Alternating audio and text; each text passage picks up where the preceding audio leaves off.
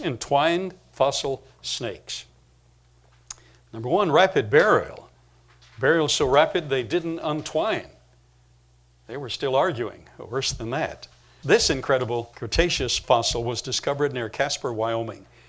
It consists of two embroiled snakes caught in an engulfing cataclysm that preserved them entwined in the battle.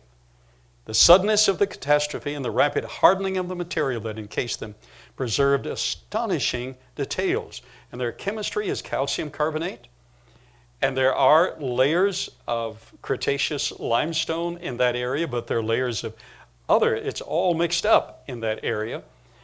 But the fact that these are in Cretaceous limestone, the chemical composition being almost identical to that of the little hatchling, puts them how far out of evolutionary time scale? The latest date of assigned estimate of Cretaceous rock on the evolutionary scale is 64 million years. But rattlesnakes are so sophisticated, as we'll see in a moment, they didn't evolve until 12 or 14 million years ago, if evolution is true. And it's not, but let's use their vernacular and their time scale. So this is, wow, at least 40 million years out of place. Somebody's got to, it's messed up. It's all messed up. Unlikely participant. Let's take a look at this. First of all, how do we know that's a rattlesnake? Well, he's frothing at the mouth, and some of the sputum was caught. This happened very, very rapidly, cured very rapidly. We know that's a rattlesnake because the other snake bit one of his rattlers off his tail. The rattler is still in his mouth. I've only done this 3 or 4 times over the past 22 years. So I want to be very careful. Please don't try it afterward, but look very closely. The rattler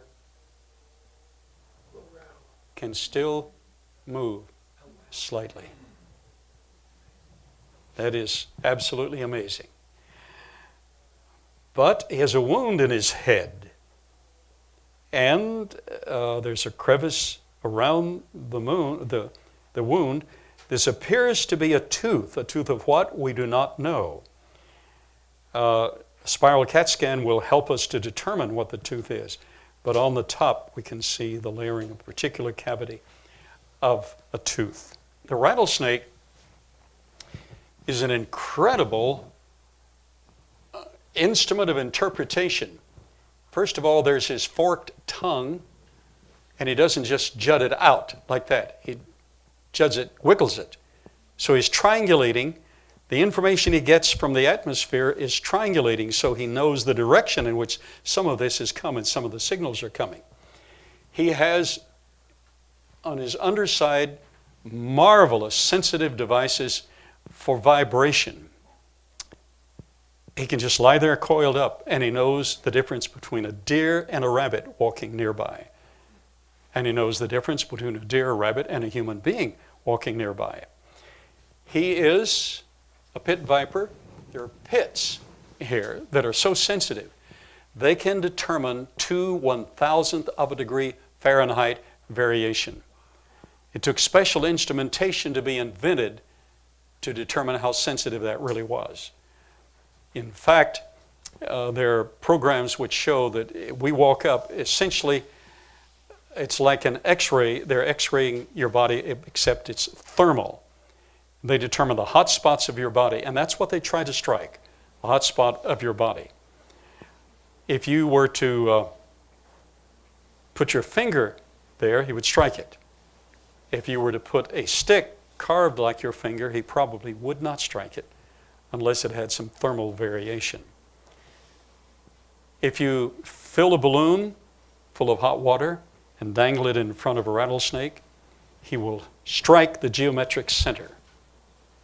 So that's what they're trying to do when they're vaccinating us.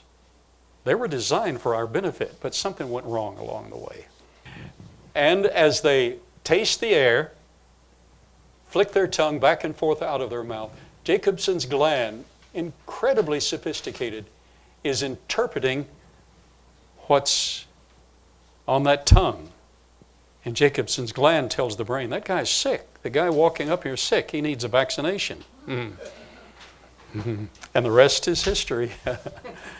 Future research. The rattlesnake has an infliction in its head. It would be interesting to do additional research and run spiral CAT scans to determine the nature of the point still embedded in the snake's head. It appears to be a tooth. In fact, I think you can see part of the crevice there, the center of a tooth, and that would limit the nature of the tooth. These are just two more amazing artifacts that belong to the Creation Evidence Museum of Texas and point to recent special creation as recorded in the biblical record.